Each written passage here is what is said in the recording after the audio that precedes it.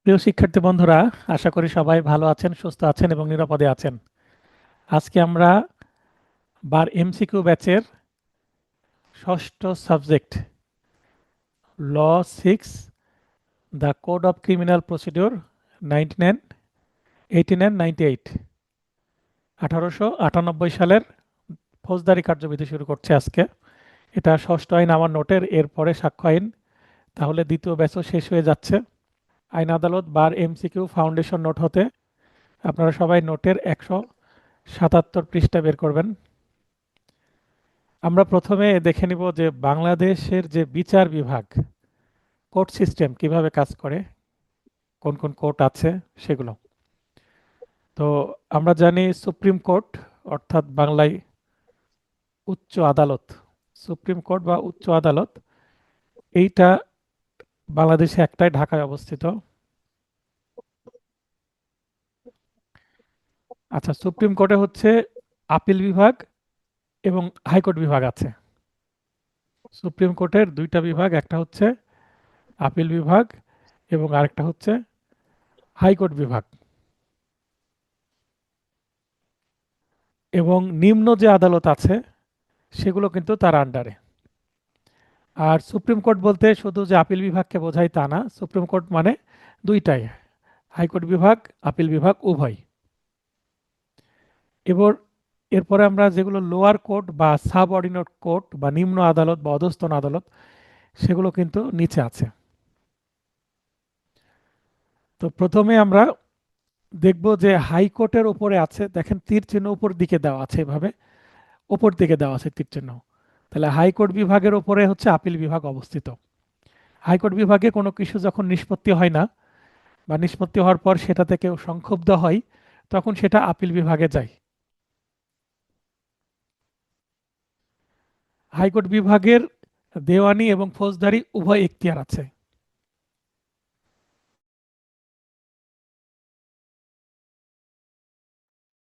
তাহলে হাইকোর্ট বিভাগের civil, criminal, দেওয়ানি, ফৌজদারি উভয় এখতিয়ার আছে।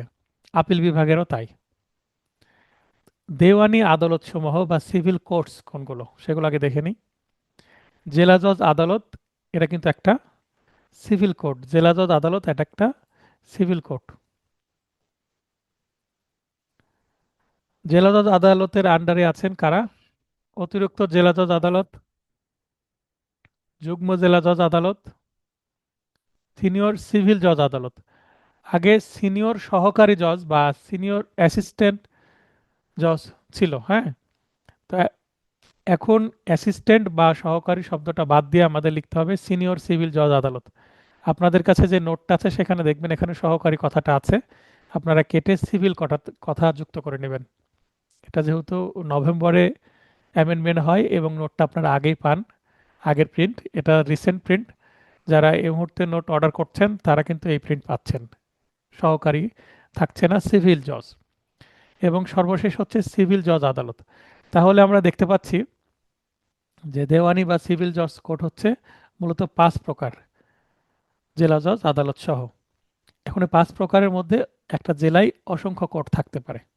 যেমন সিভিল জজ আমাদের রাজশাহী জেলাতে অনেক আছে, থানাভিত্তিক আছে সিভিল জজ, সদরে আছে আলাদা সিভিল জজ, পারিবারিক আবার আলাদা। তো সিভিল জজ এর সাথে কিন্তু পারিবারিক জজ ইনক্লুড করা আছে। পারিবারিক জজ বা ফ্যামিলি কোর্ট সেটা কিন্তু সিভিল জজের যে একসাথে কাজ করে। মানে সিভিল জজ এবং পারিবারিক জজের যে বিচারক সাধারণত একজন ব্যক্তি হয়ে থাকেন, একসাথে কাজ করেন, কিন্তু কোর্ট কিন্তু দুইটা ভিন্ন এবং আইনও ভিন্ন। সিভিল কোর্টগুলো সিআরপিসি অনুসারে চলে, কিন্তু পারিবারিক যে কোর্টগুলো বা ফ্যামিলি কোর্ট সেগুলো কিন্তু সব নিয়ম সিপিসি দিয়ে চলে না। ফ্যামিলি কোর্টস অর্ডিন্যান্স বলে আলাদা কিন্তু আইনে আছে। তো সিভিল নিয়ে কথা শেষ। এরপরে আমরা যাব ক্রিমিনাল কোর্টগুলো। ক্রিমিনাল কোর্টগুলো এই পাশে ফৌজদারি আদালত সমূহ, এখানে স্টার দেওয়া আছে, তার মানে এই দিকে আমরা নিচে আরো একটা লাইন পাবো। দায়রা জজ আদালত, দেখবেন আপনারা যারা কোর্টে গেছেন তো একই কোর্টের নাম লেখা আছে। আর কোনো জেলা পর্যায়ের সর্বোচ্চ কোর্টের নাম হচ্ছে জেলা ও দায়রা জজ আদালত। জেলা পর্যায়ের সর্বোচ্চ কোর্টের নাম হচ্ছে জেলা ও দায়রা জজ আদালত। নুরুদ্দিন আহমেদ, ভাই লাইনে আসবেন। আসসালামু আলাইকুম। হ্যাঁ, ওয়ালাইকুম আসসালাম, ভালো আছেন? জি স্যার, আলহামদুলিল্লাহ ভালো আছে। আপনি ভালো আচ্ছা। আছেন? হ্যাঁ, কোর্টে যে দেখেছেন যে জেলা ও দায়রা জজ আদালত এই ধরনের টু ইন ওয়ান একসাথে নাম থাকে না? জি স্যার, থাকে। তার মানে তিনি একাধারে যেমন সিভিল কোর্ট পরিচালনা করেন, আবার অন্যদিকে কিন্তু উনি সিভিল কোর্টও মানে ক্রিমিনাল কোর্টও, সিভিল ক্রিমিনাল উভয় হুম, কোর্টই কিন্তু পরিচালনা করেন। তাই উনি জেলা জজও এবং দায়রা জজ উভয়, এবং কোর্ট রুম কিন্তু একটাই। ঠিক আছে? জি স্যার, একটু। এই কারণে আমরা যখন সিভিল বলবো তখন জেলা জজ, যখন ক্রিমিনাল বলবো তখন উনি হচ্ছে দায়রা জজ বা সেশন কোর্ট ইংরেজিতে। direct। হ্যাঁ। আচ্ছা, জেলা জজ আদালতের আন্ডারে কে কে আছেন? অতিরিক্ত জেলা জজ আদালত, অ্যাডিশনাল সেশন জাজ। যুগ্ম দায়রা জজ আদালত, জয়েন্ট সেশন জাজ। এই যুগ্ম জজ ঠিক। এনাদেরকে আবার কিন্তু সাব জজও বলা হয়। বুঝতে পেরেছেন? তো এখানে দেখেন, জি স্যার। জেলা ও দায়রা জজ আদালত একই লাইনে আমি রেখেছি, মাঝখানে যদি ও দিয়ে দিই তাহলে জেলা ও দায়রা জজ আদালত হয়ে যাবে, সিভিল ক্রিমিনাল উভয়। আবার এখানে অতিরিক্ত জেলা জজ ও দায়রা জজ আদালত, এখানেও কিন্তু আপনি মাঝখানে ও লাগিয়ে দিলে অতিরিক্ত জেলা ও দায়রা জজ আদালত হয়ে যাবে, তাই না? জি স্যার। তার মানে একই কোর্টের কিন্তু দুইটা এখতিয়ার আছে, অতিরিক্ত দায়রা জজের, অতিরিক্ত জেলা জজের। একই ব্যক্তি, দুইটা এখতিয়ার আছে।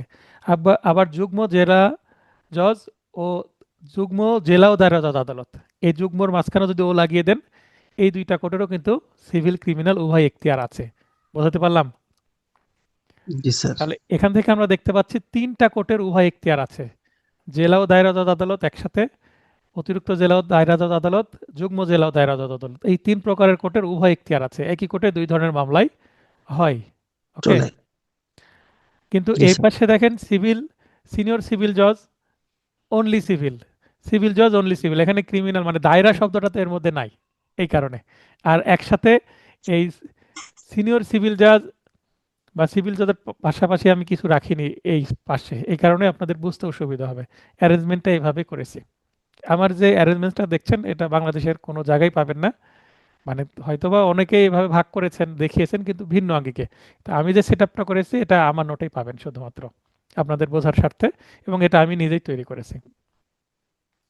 জি স্যার, এই সেটআপে বুঝতে সহজ হয়। হ্যাঁ, বোঝা এরপরে যায়। দেখেন এই লাইনটা নেমে আসছে, আমি তীর চিহ্ন কিন্তু উপর দিকে দিয়েছি কি জানো, কি কারণে উপর দিকে দিয়েছি? হায়ার আর কি বোঝানোর জন্য, মানে কার উপরে কে আছে হুম। এটা বোঝানোর জন্য। যদি আমি তীর নিচের দিকে দিই তাহলে বোঝাবে যে নিচের দিকে যাচ্ছে, কিন্তু না, আসলে উপর দিকে যায়। কারণ আমরা ছোট কোর্ট থেকে ধীরে ধীরে উপরের দিকে যেতে হয়, মামলা তো নিম্ন আদালতে করতে হয় সবচেয়ে, মানে লোয়ার কোর্টে, তাই না? তারপর উপর দিকে যায়, তাই তীর চিহ্ন উপর দিকে দেওয়াটাই কি যুক্তিসঙ্গত, বুঝতে সুবিধা হয়। এরপরে দেখেন যে এখানে চিফ জুডিশিয়াল ম্যাজিস্ট্রেট আদালত, আর এর পাশে হচ্ছে জেলা নির্বাহী ম্যাজিস্ট্রেট আদালত, আদালত। হ্যাঁ, বা জেলা ম্যাজিস্ট্রেট আদালত। নির্বাহী আদালত বা এক্সিকিউটিভ যে কোর্টগুলো আছেন, তারপরে জেলা ম্যাজিস্ট্রেট আদালত, সেখানে প্রধান জেলা ম্যাজিস্ট্রেট আর কেউ নন, যিনি হচ্ছে ডিসি বা ডিস্ট্রিক্ট কমিশনার, জেলা প্রশাসক। বিসিএস হুম। প্রশাসন ক্যাডারের মাধ্যমে এনারা নিয়োগ পান। তো জেলা, যখন তিনি প্রশাসনে আছেন, প্রশাসনিক কর্মকর্তা, তখন তিনি জেলা প্রশাসক।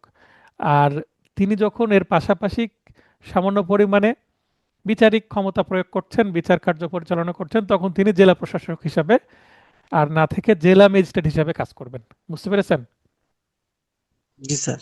তো জেলা ম্যাজিস্ট্রেটের আন্ডারে কে থাকবেন? অতিরিক্ত জেলা ম্যাজিস্ট্রেট আদালত। আমরা মামলা ফাইলিং করি দুইটা কোর্টে, একটা হচ্ছে এটাকে সংক্ষেপে বলে এডিএম, অ্যাডিশনাল ডিস্ট্রিক্ট ম্যাজিস্ট্রেট। হুম।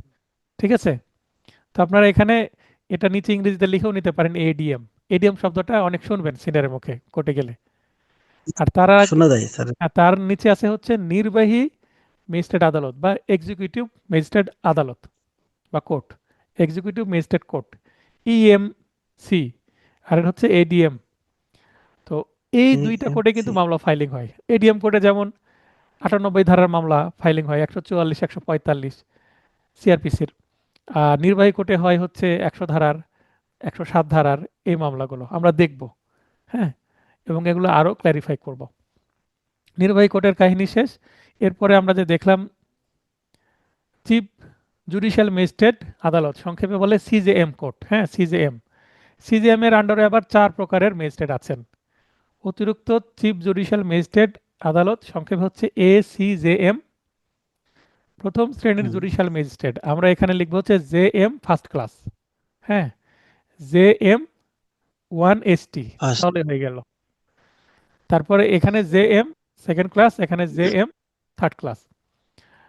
এই যে আইনে আছে তৃতীয় শ্রেণীর জুডিশিয়াল ম্যাজিস্ট্রেট, কিন্তু বাস্তবে তৃতীয় শ্রেণীর কোনো জুডিশিয়াল ম্যাজিস্ট্রেট কিন্তু নাই। যারা নতুন জজ হন বা ম্যাজিস্ট্রেট হন সহকারী জজ পরীক্ষার মাধ্যমে, জুডিশিয়ারির মাধ্যমে, তাদেরকে যদি সিভিল সাইডে দেন তাহলে তারা সিভিল জজ হিসেবে নিয়োগ পান। আর যদি ক্রিমিনাল সাইডে দেন তারা তখন কি হিসাবে নিয়োগ পান? ম্যাজিস্ট্রেট হিসাবে নিয়োগ পান, জুডিশিয়াল ম্যাজিস্ট্রেট হিসাবে। তাদেরকে নিয়োগ দেওয়া হয় দ্বিতীয় শ্রেণীর জুডিশিয়াল ম্যাজিস্ট্রেট হিসাবে। তার মানে তৃতীয় শ্রেণীর জুডিশিয়াল ম্যাজিস্ট্রেট হিসাবে কাউকে নিয়োগ দেওয়াই হয় না। তার মানে বাস্তবে সেটার কি নাই, অস্তিত্ব নাই, কিন্তু আইনে তো আছে। মানে ডিরেক্ট তাদেরকে দ্বিতীয় শ্রেণীর হিসাবে ট্রিট করা হয় ট্রেনিং দেওয়ার পরে। আইনে আছে, আমাদের জি রাখতে স্যার। হবে। ঠিক আছে, তাহলে জুডিশিয়াল ম্যাজিস্ট্রেট জি গুলো স্যার। বুঝলাম। এরপরে যে এখানে স্টার চিহ্ন দিইনি আমি, এই যে এখানে স্টার চিহ্ন দেওয়া আছে, হ্যাঁ জি স্যার। ফৌজদারি আদালত সমূহ স্টার চিহ্ন। দেখবেন কিছু কিছু এরিয়া আছে মেট্রোপলিটন এরিয়া, মহানগর, যেমন আমাদের রাজশাহী মেট্রোপলিটন এরিয়া। তারপরে ঢাকা, চট্টগ্রাম, এগুলো মেট্রোপলিটন এরিয়া। কিন্তু নাটোর, চাঁপাইনবাবগঞ্জ, এগুলো কিন্তু মেট্রোপলিটন এরিয়া না। তার মানে আমাদের এখানে বিভাগীয় শহর রাজশাহী, আবার এটা মেট্রোপলিটনও শহর, আবার জেলাও। ঠিক আছে, তিনের সমন্বয়। তার মানে যেই এলাকাতে শুধুমাত্র জেলা আছে, মেট্রোপলিটন নাই, সেই এলাকার কোর্ট চিহ্ন শেষ। কিন্তু যেই এলাকাতে মেট্রোপলিটন এরিয়া আছে বা মহানগর এরিয়া আছে, সেই এলাকাতে আরও কিছু অতিরিক্ত কোর্ট আছে, যেগুলো যাদের মেট্রোপলিটন এলাকা নাই তারা দেখবেন না। মেট্রোপলিটন এলাকাতেই শুধুমাত্র আছে কি কি? মহানগর এলাকায় ফৌজদারি আদালত সমূহ, মহানগর দায়রা জজ আদালত। বুঝতে পারলেন বিষয়টা? জি স্যার। আপনার আপনার এলাকায় মহানগর আছে? জি স্যার আছে। তাহলে ময়মনসিং আছে। তাহলে এগুলো আপনি দেখতে পাবেন এই কোডগুলো। হ্যাঁ, তো মহানগর এলাকায় মহানগর দায়রা জজ, যেমন আমরা এর আগে জেলা ও দায়রা জজ, সিভিল ক্রিমিনাল উভয় দেখলাম। মহানগর দায়রা জজের কোনো সিভিল এখতিয়ার নাই, শুধুমাত্র ক্রিমিনাল এখতিয়ার আছে।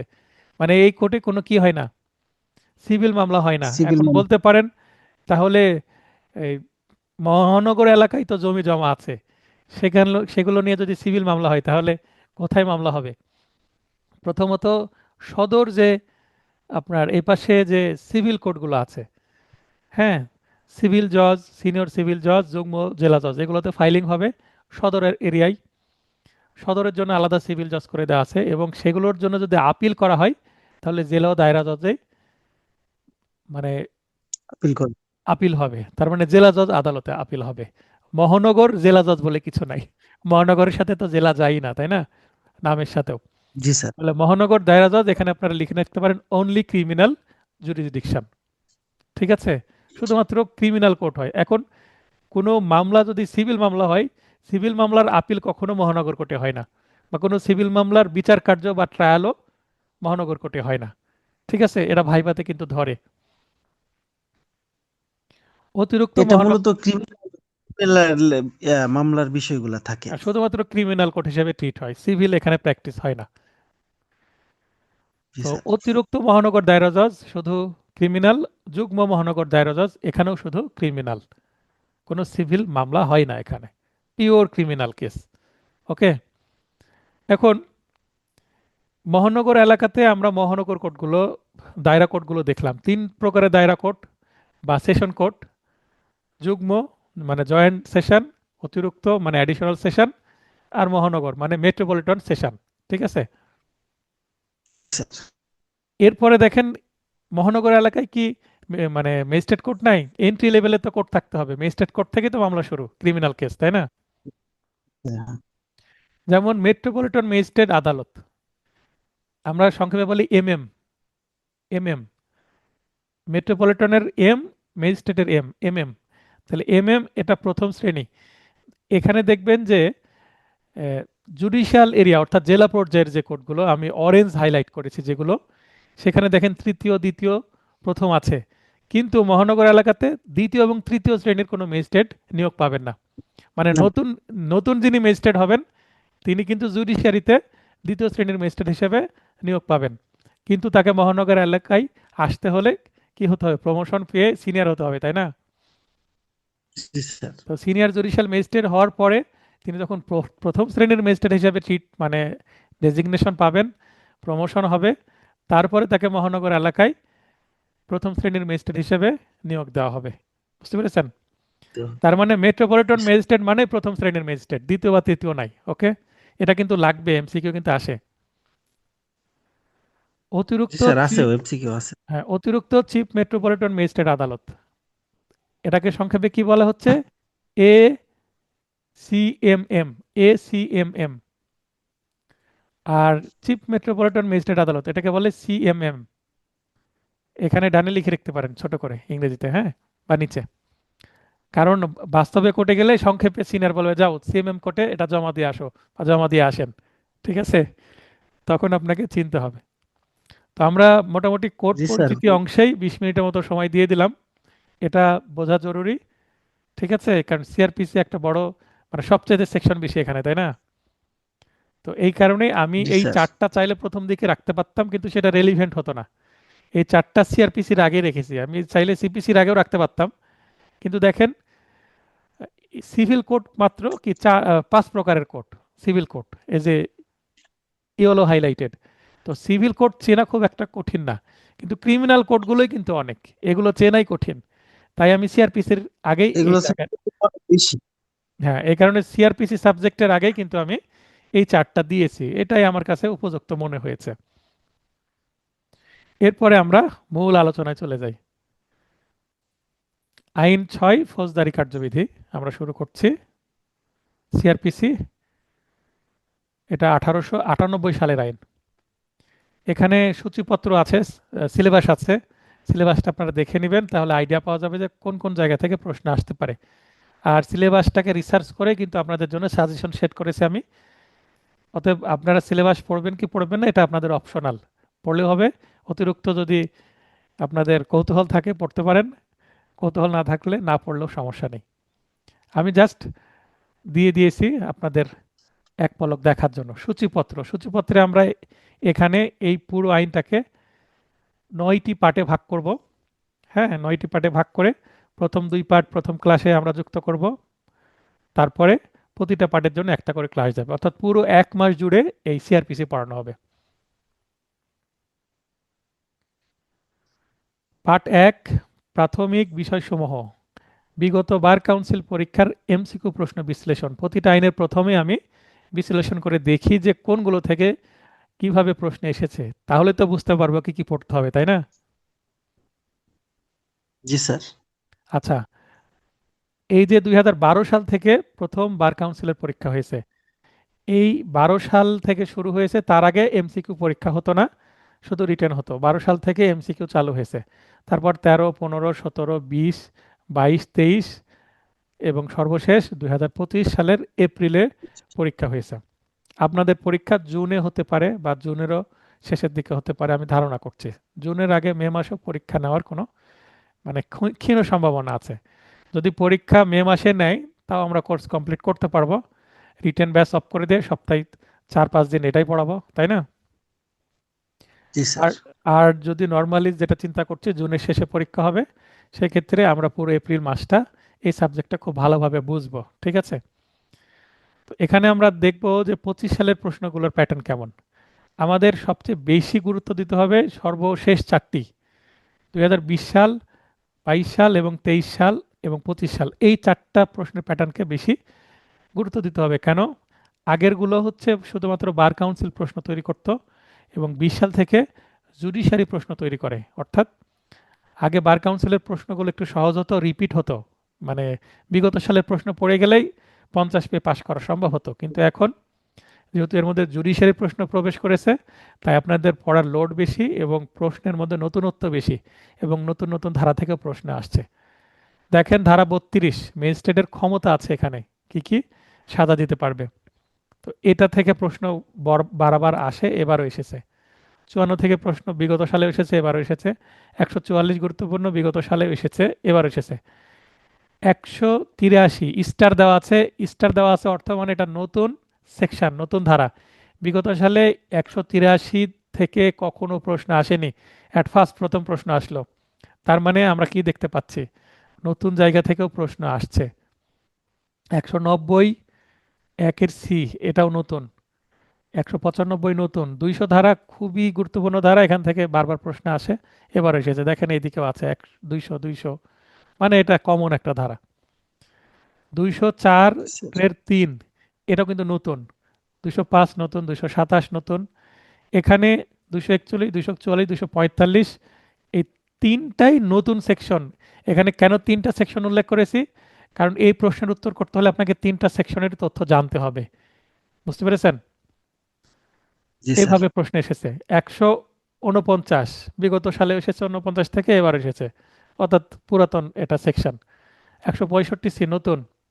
139 বি, সরি 339 বি, একশো। 339 সি পুরাতন। 374 নতুন। 408 পুরাতন। 417তে আছে হচ্ছে আপনার, এটাও পুরাতন একটা, এটা আপিল সংক্রান্ত বিধান আছে। 529, এটাও কিন্তু নতুন একটা সেকশন, এখান থেকে প্রশ্ন এসেছে। এবং 561 এটা হচ্ছে ইনহারেন্ট পাওয়ার অফ কোর্ট, মানে সহজাত ক্ষমতা। তো এখানে দেখেন, ক্ষমতা কোড। হ্যাঁ 20টা প্রশ্ন কিন্তু এসেছে। আর 12 সালে কিন্তু 25টা প্রশ্ন এসেছিল, একটু বেশি প্রশ্ন এসেছিল। আবার এর আগে কোনোবার 18টা প্রশ্ন এসেছে, একবার 21টা এসেছে, কম বেশি। কিন্তু আমরা দেখতে পাচ্ছি যে 1 2 3 4 5, বিগত 5টা পরীক্ষা 20টা করে আসে, সিলেবাসে 20টা আসে প্রশ্ন, 20টাই আসছে। তো এখানে দেখেন পরিচিতি অংশ থেকে কোনো প্রশ্ন আসেনি, যদিও 12 সালে 2টি এসেছিল, 13 সালে একটি এসেছিল। পরিচিতি অংশ কি আমরা একটু পরেই জানতে পারবো, পরিচিতি অংশ কি, অর্থাৎ কত সালের আইন, কত নম্বর আইন।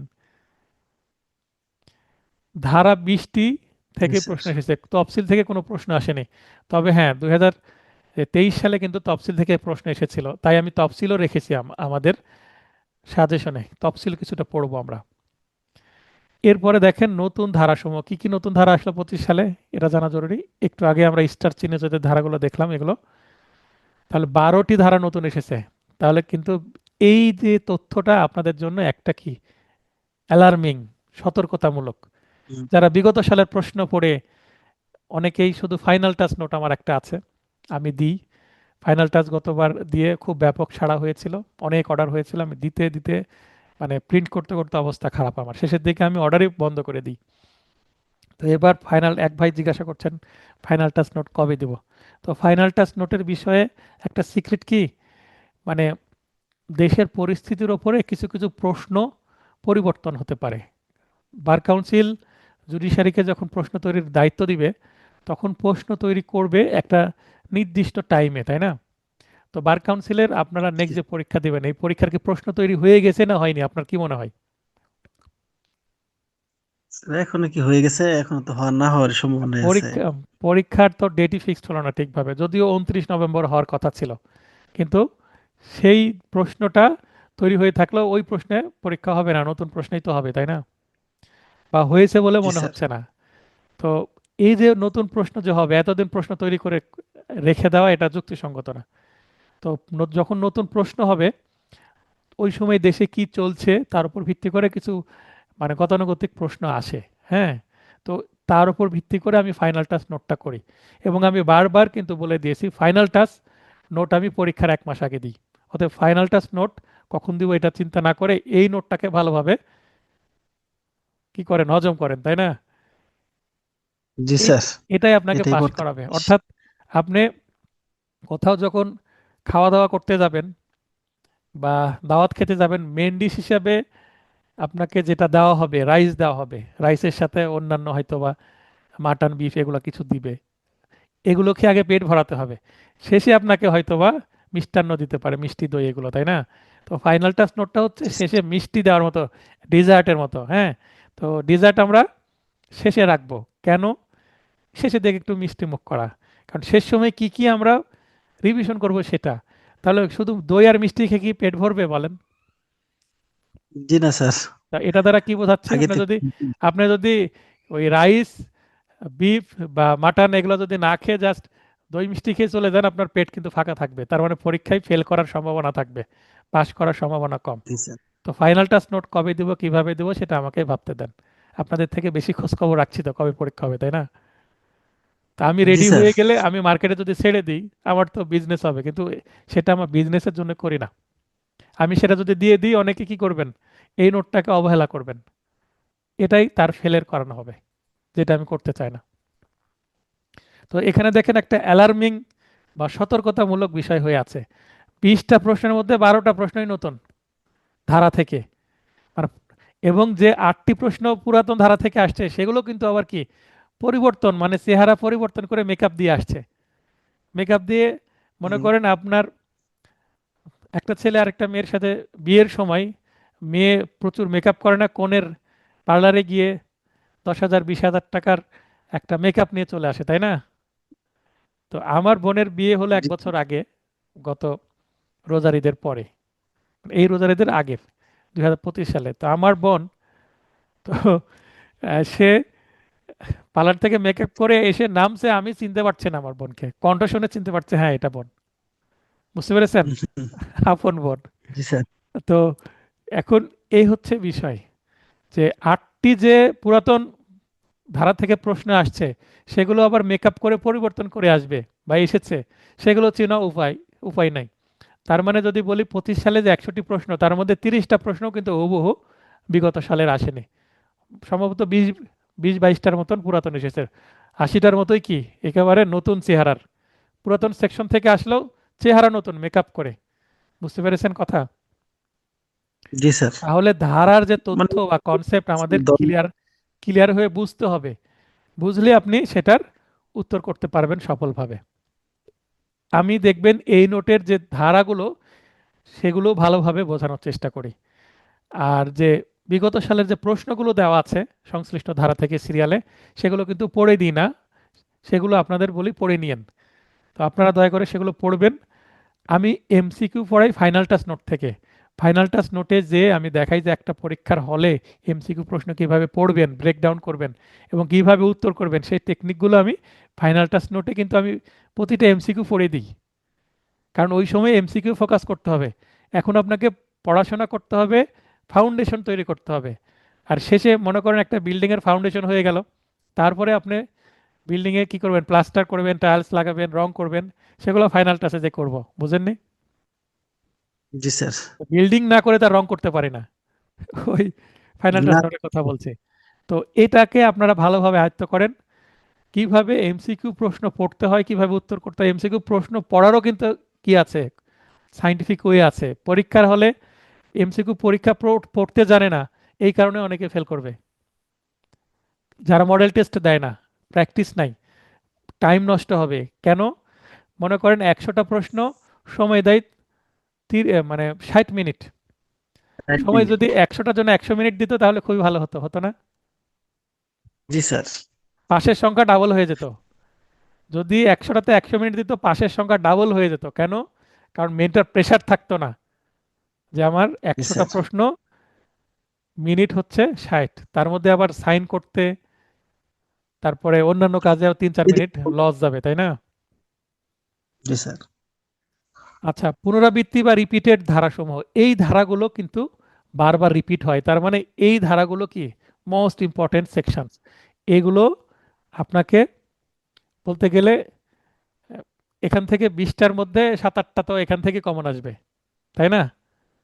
বা জি এবার স্যার। যদি একটু বেশি দেয়, 10টা ধরে নিই, এই সেকশন থেকে 10টা কমন আসবে, মাত্র এই কয়টা। আর বাস্তবে যে প্রয়োগ ধারা, যে ধারাগুলো আপনার বাস্তবে প্রয়োগ আছে, মানে কাজে লাগে, এই ধারা থেকে আপনার কোর্টে কাজ হয়, সেগুলো হচ্ছে নিচে এগুলো দেওয়া আছে, আপনারা দেখে নেবেন কোন ধারাগুলো, লিস্ট করে দিয়েছি। এবং দ্বিতীয় ও পঞ্চম তফসিলের কিছু গুরুত্বপূর্ণ অংশ আমাদের এর সাথে যুক্ত করতে হবে, ঠিক আছে? তো আমরা কি দেখলাম, নতুন ধারা, রিপিটেড ধারা এবং বাস্তব প্রয়োগ আছে আদালতে কাজে লাগে যেগুলো, সেগুলো তো রিয়েল, বাস্তবে যেগুলো আছে প্রয়োগ সেগুলো। তাহলে মন্তব্যে আমি কি বলছি, পরিচিতি অংশ থেকে প্রশ্ন কম হচ্ছে, মানে হয় না বলতে গেলে। তারপর আমরা একটু পড়ব। জি গুরুত্বপূর্ণ ধারাসমূহ হতে বারবার প্রশ্ন পুনরাবৃত্তি ঘটছে, তবে নতুন নতুন ধারা হতেই বেশি বেশি প্রশ্ন করা হচ্ছে। সুতরাং নতুন ধারাও বুঝে বুঝে বিস্তারিত পড়তে হবে। বোঝা গেল? জি স্যার। এখন এই যে বিশ্লেষণ করলাম আর এই যে বকবক করলাম কিছুক্ষণ আগে, এটার উপর ভিত্তি করেই কিন্তু আমি সিআরপিসির এই সাজেশনটা তৈরি করেছি। হ্যাঁ, বিগত বছরের প্রশ্ন বিশ্লেষণ পূর্বক পরবর্তী এমসিকিউ পরীক্ষার জন্য নিম্নরূপ সাজেশন প্রণয়ন করা হলো। তাহলে আমি যে প্রশ্ন বিশ্লেষণ করলাম, কোন সালে কোন সেকশন থেকে কিভাবে প্রশ্ন আসছে সেটা বোঝার পরে আমি সাজেশনটা তৈরি করছি। তাহলে সাজেশন তৈরি করার যে পদ্ধতি, এটা আপনাদের পছন্দ হচ্ছে না? জি স্যার, পছন্দ আমি তো আর হতেছে। মন গড়া বলে দিচ্ছে না এগুলো এগুলো পড়তে হবে। আমি বুঝে রিসার্চ করে, এই রিসার্চ করতে কেউ যদি নতুন করে শুরু করেন, যেমন আপনি নিজে যদি এই রিসার্চটা করেন, আপনার অন্তত 15 দিন সময় লাগবে একটা সাবজেক্টের রিসার্চ করে বের করতে। বুঝতে পেরেছেন? আর আমি এই নোটটা এরকম তৈরি করছি যদি বাইর 2022 করে সাল না থেকে। থাকতো স্যার, স্যার এরকম যদি বাইর করে না থাকতো, আসলে আমাদের যে গাইড গুলা বইগুলা আছে ওইগুলো বুঝা পড়তে পড়তে স্যার অনেক মানে একটা বুঝা মনে হইতো স্যার। হ্যাঁ, আমি এই কারণে বলছি, আমি কিন্তু সিক্রেট রাখিনি, আমার নোটের মধ্যে রিভিল করে দিছি, আপনি ভরসা করতে পারেন। কারণ আমার পদ্ধতি ওই যদি লাইগা যায় লটারির মতো না, যে আমি দিয়ে দিলাম এই 200 250টা সেকশন নিজের মতো করে, তা না। আমি বুঝে বুঝে তো দিচ্ছি সেখান থেকে, তাই না? তো এখানে জি স্যার। পরিচিতি অংশ থেকে আমরা কি কি পড়ো, ইতিহাস, উদ্দেশ্য, পরিধি, গুরুত্বপূর্ণ তথ্যাবলী, প্রয়োগক্ষেত্র, সর্বশেষ সংশোধনী প্রভৃতি আমাদের জানতে হবে। আর ধারাগুলো আমরা পড়বো, এখানে যে ধারাগুলো দিয়েছি দেখেন, 2 স্টার, 2 স্টার, 1 স্টার, 3 স্টার। যেগুলো 3 স্টার অন্তত সেগুলো 3 বার পড়বেন বা তারও বেশি। যেগুলো 2 স্টার সেগুলো 2 বার পড়বেন। যেগুলো 1 স্টার সেগুলো অন্তত একবার পড়বেন, যেমন 7, ধারা 7 একবার হলেও আপনাকে পড়তে হবে। 1 স্টার একবার, টু জি স্টার স্যার। 2 বার, 3 স্টার 3 বা তারও বেশি, কারণ 3 স্টারই সবচেয়ে ভেরি ভেরি ইম্পর্টেন্ট। বেশি। তো এখানে আপনাদের জন্য আমি সেট করেছি 258টি ধারা এবং দ্বিতীয় পঞ্চম তফসিলের কিছু গুরুত্বপূর্ণ অংশ সাজেশনে আছে। তো যারা ফাইনাল টেস্ট নোট চাচ্ছেন তাদের জন্য আবারও মনে করে দিচ্ছি, পরীক্ষার 1 মাস পূর্বে শর্ট সাজেশন দেওয়া হবে। এবং শর্ট সাজেশন কোথায় থাকবে? ফাইনাল টেস্ট নোটের মধ্যে। বুঝতে পেরেছেন? যেমন এখানে জি দুইশো স্যার। আটান্নটি ধারা আছে, ফাইনাল টেস্ট নোটে 100টি ধারাও থাকবে না। এই সাবজেক্টে তাহলে 100টি স্যার ধারাও অনেক কম। থাকবে না। হ্যাঁ, হয়তোবা 80টার মতো ধারা থাকবে এই সাবজেক্ট থেকে। কত কমাই দেবো, 3 ভাগের 2 ভাগ বাদ 1 ভাগ থাকবে এরকম। তাহলে ফাইনাল টেস্ট নোটে কিন্তু একটু রিস্ক নিতে হয়, কারণ শেষ সময় তো আমি সব পড়তে পারবো না, তাই না? জি তো স্যার। তখন আমি রিসার্চ আরো চলতে থাকে, ফাইনাল টেস্ট নোটের কাজ চলছে।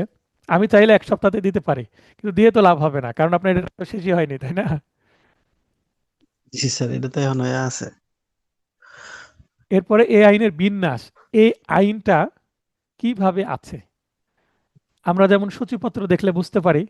একটা নতুন বই বাজারে কিনতে যাব, কবিতার বই হোক বা অন্য কোনো বই, একটা গল্পের বই, 10টা গল্প আছে, দেখি কি কি গল্প আছে, গল্পের নামগুলো দেখি। হ্যাঁ, রবীন্দ্রনাথের ছোট গল্প আমরা কিনবো। তো কি কি ছোট গল্প আছে সূচিপত্র দেখলে তো বুঝতে পারবো, তাই না? তাহলে এই জি বইয়ের মধ্যে স্যার, কি কি আছে একটা যে কি ভালো আছে ধারণা অধ্যায়। পাওয়া যাবে। হ্যাঁ, ভালো ধারণা পাওয়া যাবে। তো আমরা এই ধারণা নেওয়ার জন্য বিন্যাস অংশটা আমার নোটে রেখেছি। বিন্যাস অংশটা খুব যে জরুরি তা না, কিন্তু বইয়ের মধ্যে কি আছে, কতটুকু লোড নিতে হবে আমাদের, এটা বোঝার জন্য এক পলকে পুরো আইনটাকে দেখে নেওয়া আর কি। বিন্যাস এক, যেটা ভাগ বা খণ্ড ভিত্তিক বিভাগ করেছি, দেখেন এক পলকে আমরা দেখতে পাচ্ছি যে এখানে ভাগ আছে কিন্তু 9টা। হ্যাঁ, 9টা খণ্ড আছে। তার মধ্যে প্রথম খণ্ড হচ্ছে জি স্যার। প্রাথমিক বিষয়সমূহ, ধারার বিন্যাস হচ্ছে 1 থেকে 5।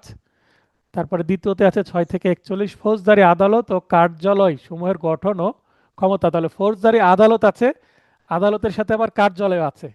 যেমন কোর্ট আছে, কোর্টের সাথে স্টোনের অফিস থাকতে পারে, জিআরও অফিস থাকতে পারে, তারপরে নাজিরের অফিস থাকতে পারে, কবি রুম থাকতে পারে। একটা কোর্ট মানে শুধুমাত্র এজলাস তো না, এর সাথে আনুষঙ্গিক আরও কি থাকে, অফিস থাকে। অফিস থাকে, তাই না? তো প্রতিটা জি অফিসের স্যার। আলাদা আলাদা গঠন, কাজ এগুলো থাকে। যেমন আমি একটা আবাসিক ভবনে বসবাস করছি, একটা আবাসিক ফ্ল্যাট বা একটা ভবন হতে হলে সেখানে কি থাকতে হবে? টয়লেট থাকতে হবে, কিচেন থাকতে হবে, ডাইনিং, ড্রয়িং, বেডরুম এগুলো থাকতে হবে, তাই না? বেলকনি থাকতে হবে। মূল যেটা থাকতে হবে জি সেটা স্যার। হচ্ছে কিচেন থাকতে হবে। কিচেন না থাকলে তো আবাসিক হবে না, কারণ আবাসিক মানে তো রান্না বান্না করে খেতে হবে, তাই না? জি স্যার। তো আদালতের সাথে প্রয়োজনীয় এগুলো থাকতে হবে। শুধু বেডরুম থাকলেই হয় না, যেমন ফ্ল্যাট, তেমনই শুধু কোর্টরুম থাকলে কিন্তু কোর্ট হয় না, তাই না? জি স্যার। তৃতীয় ভাগে 42 থেকে 105 ধারাতে সাধারণ বিধানাবলী আছে ক্রিমিনাল ম্যাটার সম্পর্কে। 106 থেকে 153 ধারায় অপরাধ প্রতিরোধ, অর্থাৎ পুলিশের কিছু ক্ষমতা দেওয়া আছে এখানে। হ্যাঁ, এবং ম্যাজিস্ট্রেটদের কিছু ক্ষমতা দেওয়া আছে যে মানে মামলা মামলা করার আগে বা কোনো ঘটনা ঘটার আগে। হ্যাঁ ভাই, শোনা যাচ্ছে? সবকিছু ঠিক আছে? জি স্যার, শোনা যাচ্ছে। আচ্ছা, যেটা আলোচনা করছিলাম, বিন্যাস, সিআরপিসি আইনটা কেমন, কি কি আছে এর মধ্যে। অপরাধ প্রতিরোধ, অপরাধ প্রতিরোধ বলতে অপরাধ হওয়ার আগে কোনো ব্যবস্থা নেওয়া, যেন অপরাধ হতেই না পারে। তারপরে পঞ্চম ভাগে 154 থেকে 176 এই ধারাগুলোতে আছে পুলিশের নিকট সংবাদ প্রদান এবং পুলিশের তদন্তের অধিকার। পুলিশের কাছে গিয়ে মানুষ মামলা করে, জিআর মামলা হয়, জিডি করে, মানে জেনারেল ডায়েরি। তো জি স্যার। এগুলো, এগুলোর বিধান কিভাবে হবে সেগুলো বলা আছে সেখানে। ষষ্ঠতে বলা আছে হচ্ছে 177 থেকে 403, এখানে অনেক বড় একটা ভাগ, সরকারের পক্ষে মামলা পরিচালনা। 404 থেকে 442 আপিল, রেফারেন্স ও রিভিশন। মামলা পরিচালনা হয়ে গেলে রায় হয়ে যাবে, রায় হওয়ার পরে সে রায় কারো পছন্দ না হলে আপিল করা লাগতে পারে, রেফারেন্স বা রিভিশন এগুলো লাগতে পারে। আমরা দেখেছিলাম সিভিলে রিভিউ ছিল, কিন্তু ক্রিমিনালে কোনো রিভিউ এর সুযোগ নেই। আপিল আছে, রিভিশন আছে, রেফারেন্স আছে। তারপরে 443 থেকে 491 ক, এখানে বিশেষ কার্যক্রম। আর 492 থেকে 465, 565 এখানে পরিপূরক বিধান। এই পরিপূরক বিধানের মধ্যে আছে বেল বা জামিন। যারা যারা যারা ক্রিমিনাল প্র্যাকটিস করেন, যারা অ্যাডভোকেট, তাদের ইনকামের অন্যতম উৎস জামিন করানো আসামির, তাই না? জামিনে জি মুক্ত স্যার। করা, জামিনের মাধ্যমে মুক্ত করা। তো এই মুক্ত করাটাই হচ্ছে ক্রিমিনাল প্র্যাকটিসের অন্যতম একটা আয়ের উৎস। আচ্ছা, তো এই হচ্ছে, মানে এক নজরে পুরো সিআরপিসি কে আমি তুলে ধরলাম। আরো যদি একটু ডিপে যেতে চাই, কি অধ্যায় ভিত্তিক যদি বিন্যাস আমরা দেখতে চাই, তাহলে আপনারা দেখবেন এখানে প্রতিটা ভাগের আন্ডারে একাধিক অধ্যায় আছে। যেমন ওখানে এখানে দেখেন অধ্যায়টা আছে কত, 46টা অধ্যায় আছে, 46। পেনাল কোডে ছিল মাত্র 23টি অধ্যায়, আর এখানে 23-এর ডাবল, 46টি অধ্যায়। বুঝতে পেরেছেন? জি স্যার। পেনাল কোডও জি বড় স্যার, আইন, 46। 511টি ধারা আছে, কিন্তু 23টা অধ্যায় বিন্যাস। তো এখানে কিন্তু ছোট ছোট অনেকগুলো অধ্যায় আছে। তো এই অধ্যায়, কোন অধ্যায়, যেমন প্রথম অধ্যায় 1 থেকে 5 প্রাথমিক বিষয়, তারপর দ্বিতীয় অধ্যায় 6 থেকে 27 ফৌজদারি আদালত ও কার্যালয় সমূহের গঠন, যেটা আমরা একটু আগে দেখলাম। আর 3-এ জি স্যার। হচ্ছে 28 থেকে 41 আদালত সমূহের ক্ষমতা। তো আমরা দ্বিতীয় ভাগে 2টা অধ্যায় দেখছি, যেগুলো আমরা একসাথে দেখলাম বিন্যাস 1-এ।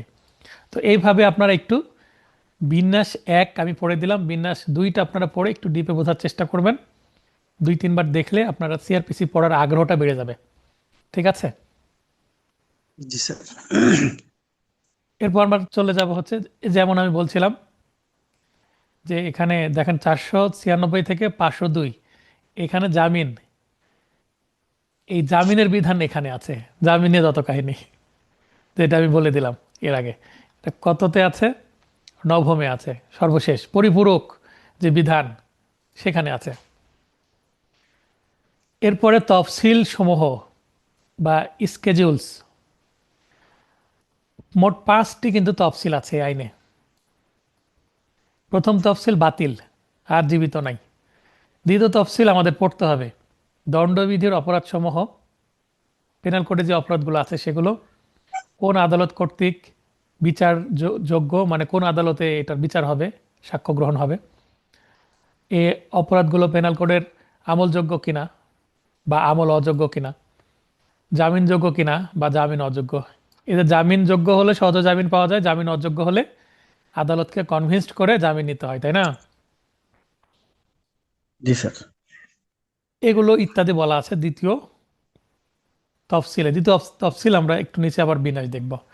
তৃতীয় যে তফসিল সেখানে আছে ম্যাজিস্ট্রেটের সাধারণ ক্ষমতা। আর চতুর্থ তফসিলে আছে ম্যাজিস্ট্রেটগণের উপর আরোপযোগ্য অতিরিক্ত ক্ষমতা। যেগুলো অতিরিক্ত ক্ষমতা দেওয়া হয় এগুলো হচ্ছে স্পেশাল ম্যাজিস্ট্রেট, যেহেতু অতিরিক্ত ক্ষমতা আছে। থাকে। আর পঞ্চম অধ্যায় ফরম সমূহ, যেমন আমরা যে ওকালতনামা দিই, তারপরে হাজিরা দিই, বেল বন্ড দিই, তারপরে আসামিকে সমন দিই বা আসামিকে গ্রেপ্তার করার জন্য যে গ্রেপ্তারি পরোয়ানা বা ওয়ারেন্ট, আসামির প্রতি গ্রেপ্তারি পরোয়ানা, এই যে ছোট ছোট ফর্ম থাকে না, যেমন আমাদের রাজশাহী জি কোর্টের স্যার। এগুলোকে সেলেবল আইটেম বলে। তো এই ফর্মগুলো কিন্তু কিছু কিছু ফর্ম আমরা বার সমিতিতে অ্যাডভোকেটসদের সমিতির জন্য সেল করা হয়, যেগুলো দামি, সেগুলো অ্যাডভোকেটরা সেল করে এবং সেগুলো অ্যাডভোকেটদের ফান্ডে জমা হয়। যেমন ওকালতনামা, আমাদের এখানে ওকালতনামার দাম 500 টাকা, তারপর বেল বন্ডের দাম 350 টাকা, এনওসির দাম 300 টাকা, হাজিরার দাম হচ্ছে 25 টাকা। আগে পিটিশন যে নীল কাগজ সেগুলো আমরা মানে এমনি জেনারেল নীল কাগজে দিতাম, এখন নীল কাগজও কিনতে হয় আমাদের দরখাস্ত নাম দিয়ে 20 টাকা। বুঝতে পেরেছেন? তারপরে ফিরিস্তি আছে, ফিরিস্তি 100 টাকা। তারপরে আছে হচ্ছে তলবানা, তলবানা আগে নীল কাগজ দিয়ে হয়ে যেত, এখন তলবানাও কিনতে হয় 30 টাকা। তো এই ধরনের কিছু আইটেম অ্যাডভোকেটদের সমিতি বিক্রয় করে, আমরাই কিনি, আবার সেটা জমা হয়, আমাদেরকে আবার ফেরত দেওয়া হবে। যেমন আমাদের বোনাস দেওয়া হয় 3টা, পয়লা বৈশাখে বোনাস দেওয়া হয়, রোজার ঈদে বোনাস দেওয়া হয়, ঈদ উল ফিতরে আমাদের 20,000 টাকা বোনাস দেওয়া হয়েছে। সেখান থেকে আবার আমাদের অবকাঠামো তৈরি করা হচ্ছে, আমাদের বার ভবন চালানোর জন্য যে খরচ সেগুলো। আবার কোনো অ্যাডভোকেট যদি মারা যান সিনিয়র হলে, তাকে স্ল্যাব ভিত্তিতে কাউকে 10 লাখ, 20 লাখ, 30 লাখ টাকা ফান্ড থেকে দেওয়া হয়। বুঝতে পেরেছেন? তারপরে জি লাইব্রেরি স্যার। পরিচালনা করে, পুরো সমিতি পরিচালনার খরচ এখান থেকেই তো আসে, তাই না? জি। তো এই ফর্ম, আর একটা ফর্ম কি, আমাদের মুহুরি, মুহুরি বলতে এখন আইনজীবী সহকারী, হ্যাঁ, মুহুরিরাও কিন্তু কিছু কিছু ফর্ম বেচে, যেমন সমনের ফর্ম। বুঝতে পেরেছেন?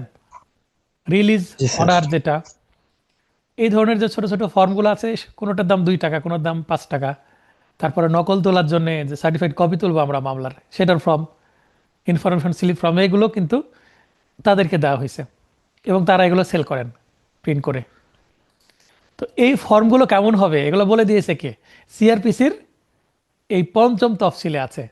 যাদের কাছে মোটা বই আছে, সেই মোটা বইগুলোতে কিন্তু এই তফসিলগুলো আছে, আমি এখনই দেখানোর চেষ্টা করছি। তো আমার কাছে সিআরপিসির মোহাম্মদ সাইফুল আলম জেলা দায়রা জজ স্যারের বইটা আছে। এই এই বইয়ের আমি পঞ্চম তফসিল যদি বের করি, তাহলে আমরা কিন্তু ফর্মগুলো দেখতে পাই এবং এখানে সব তফসিলই দেওয়া আছে। আর যেগুলো ছোট বই 150-200 টাকা দামের, সেগুলো কিন্তু এই তফসিল দেওয়াই নাই। দেখেন এখানে পঞ্চম তফসিল শুরু হচ্ছে, দেখা যাচ্ছে, দেখেন সমনের ফর্ম মনে হয়, বোঝা যায় ভাই? বোঝা যাচ্ছে। জি স্যার, বোঝা যাইতেছে। হ্যাঁ, তো এই এই ফর্মগুলো কিন্তু সিআরপিসি তে আছে। এই ফর্ম মেনটেন করে কিন্তু ফর্মগুলো তৈরি করা লাগে। তাছাড়া হাইকোর্টও কিন্তু কিছু ফর্ম দিয়ে থাকেন, নির্দেশনা দিয়ে থাকেন যেগুলো প্রয়োজন। তাহলে কোন ফর্ম আমি বুঝিয়ে দিলাম। এবার এই যে একটু আগে দ্বিতীয় তফসিলে দেখলাম, দ্বিতীয় তফসিল দেখতে আবার কেমন। দ্বিতীয় তফসিলে প্রথমে থাকবে ধারা, পেনাল কোডের কোন ধারা সেটা প্রথম কলামে, দ্বিতীয় কলামে থাকবে অপরাধ পেনাল কোডের। যেমন 302 যদি এখানে লেখা থাকে ধারা, তাহলে এটা কি হবে? খুন, তাই না? কোন? পুলিশ ওয়ারেন্ট ব্যতীত গ্রেপ্তার করতে পারবে কিনা, তার মানে এটা কগনিজেবল অফেন্স কিনা, মানে সেটা আমলযোগ্য কিনা। আমলযোগ্য হলে 154 ধারায় জিআর মামলা হয়ে যাবে এবং পুলিশ ম্যাজিস্ট্রেটের ওয়ারেন্ট বা অনুমতি ছাড়াই গ্রেপ্তার করতে পারবে। ধর্তব্য অপরাধ যেটাকে বলে, কগনিজেবল অফেন্স বা আমলযোগ্য, সেটাকে পুলিশেরা বলে ধর্তব্য বলে। কারণ তাদের যে ওই পুলিশ কোড আছে, হ্যাঁ, পিবিআর, সেখানে আবার ওই এটাকে ধর্তব্য অপরাধ এভাবে বলা আছে। প্রথম পর্যায়ে সাধারণত পরোয়ানা বা সমন প্রদত্ত হবে কিনা, মানে সমন দেওয়া হবে না ওয়ারেন্ট দেওয়া হবে, সেটা চতুর্থ কলামে। জামিনযোগ্য কিনা, মানে বেলেবল কিনা, বেলেবল না নন বেলেবল, সেটা পঞ্চম কলামে আছে। এটা প্রশ্ন আসতে পারে যে দ্বিতীয় তফসিলের কত কলামে জামিনযোগ্য কি জামিন জামিন অযোগ্য অযোগ্য। এই বিষয়ে বলা আছে। পঞ্চম, মীমাংসযোগ্য কিনা, মানে কম্পাউন্ডেবল।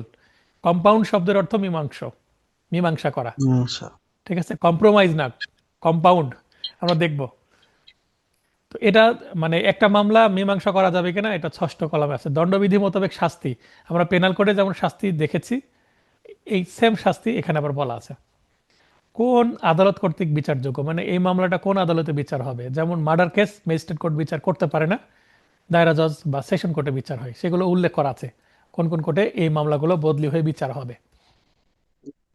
এটা হচ্ছে আপনার দ্বিতীয় তফসিলের বিন্যাস। এখন দ্বিতীয় তফসিল যদি এক পলক চেহারা দেখায়, এই যে এরকম চার্ট, হ্যাঁ, দেখবেন উপরে কলামগুলো দেওয়া আছে, দেখা যাচ্ছে। জি স্যার, দেখা যাচ্ছে। এটা এই মোটা বইগুলোতে আছে। এরপরে সিআরপিসির যে পরিচিতি, পরিচিতি অংশ থেকে বিগত সালে আমরা দেখালাম 12-13তে প্রশ্ন এসেছে, কিন্তু রিসেন্টলি প্রশ্ন আসে না, তারপর একটু পড়ে রাখি যদি আসে। সর্বপ্রথম ব্রিটিশ পার্লামেন্ট কর্তৃক পাশ কোন আইনটা, এই সিআরপিসি পাশ বা প্রবর্তন হয় 1861 সালে। আমরা কত সালের আইনটা পড়ছি? 1898 সালের, কিন্তু 18 এই আইনের প্রথম জন্ম হয় কোথায়, কত সালে? আঠারোশো আঠারোশো একষট্টি একষট্টি সালে। কোথায়? ব্রিটিশ পার্লামেন্টে, তাই না? আর আমাদের জি স্যার। আইনগুলো তো সব ব্রিটিশদের থেকে ধার করাই, তাই না? এই বিশেষ করে যে কমন ল সিস্টেম আইনগুলো, জেনারেল যে বড় বড় আইনগুলো। পরে বাংলাদেশ কিছু আইন আমরা তৈরি করেছি এবং প্রতিনিয়ত করছি। 1872 1882 সালে সংস্কারের মাধ্যমে ভারতীয় ম্যাজিস্ট্রেটদের প্রেসিডেন্সি শহরে বিচারিক ক্ষমতা দেওয়া হয়। তাহলে এই যে ভারতে যে প্রেসিডেন্সি শহরগুলো, অর্থাৎ যখন ব্রিটিশ কি করত, আমাদের ভারতীয় উপমহাদেশে শাসন করত, তখন এই বিচার ব্যবস্থার জন্য সিআরপিসি আসলো এবং এই দুইবার সংস্কার করে ক্ষমতাগুলো দেওয়া হলো। এবং আমরা যে ফৌজদারি কার্যবিধি পড়ছি 98 সালের, 1898, এই আইনটি পাশ হয়েছে কত সালে? 22শে মার্চ 1898। এই সালটা কিন্তু মনে রাখা, এই মানে তারিখটা মনে রাখা জরুরি, আসতে পারে, হ্যাঁ। আইন পাশ হয় এক আচ্ছা। সালে এবং কার্যকর হয় অন্য তারিখে। কার্যকর বা বলবৎ হয় হচ্ছে, ইফেক্টিভ হয় হচ্ছে 1 জুলাই 1898। কেন একটু দেরি হয়? বর্তমানে যে আইনগুলো পাশ হয় সেগুলো যেদিন পাশ হবে সেদিন থেকে কার্যকর হয়, মানে সঙ্গে সঙ্গে। তো আগে আইন পাশ হলে তো এত ইন্টারনেট বা টেলিভিশন ফেসবুক ছিল না। আইন পাশ হলে সেগুলো জি স্যার। প্রচার, প্রিন্ট হবে, প্রচার হবে, বার ভবনগুলোতে, মানে বারগুলোতে যাবে, কোর্টগুলোতে যাবে, প্রচারের জন্য একটা সময় দিতে হবে না? জি স্যার, হ্যাঁ। মানুষ জানবে, বুঝবে, তারপর এটা কার্যকর হবে।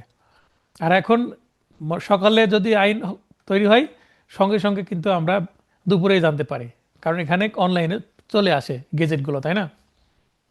জি স্যার। এটা কিন্তু 1898 সালে 5 নং আইন। কত নং আইন বলে? 5 নং আইন। পেনাল কোড 45 নম্বর আইন। হ্যাঁ, আমাদের এটা মনে রাখতে হবে কোনটা কত নং আইন। জি স্যার। ফৌজদারি কার্যবিধি 1898 পদ্ধতিগত আইন। তাহলে এই আইনটা কিন্তু পদ্ধতি, কি পদ্ধতিতে বিচার হবে এটা বলে, কত সাজা হবে সেটা বলে না। যদিও আমরা তফসিলে সাজার কথা বলা আছে দেখছি, কিন্তু ওটা পেনাল কোড থেকে তো ধার করে নিয়েছে, তাই না? জি স্যার। প্রসিডিউরাল ল বা অ্যাডজেক্টিভ ল বলা হয়, যেটা পদ্ধতিগত আইন সেটাকে বলে প্রসিডিউরাল ল। নামের মধ্যেই তো প্রসিডিউর আছে, ক্রিমিনাল প্রসিডিউর।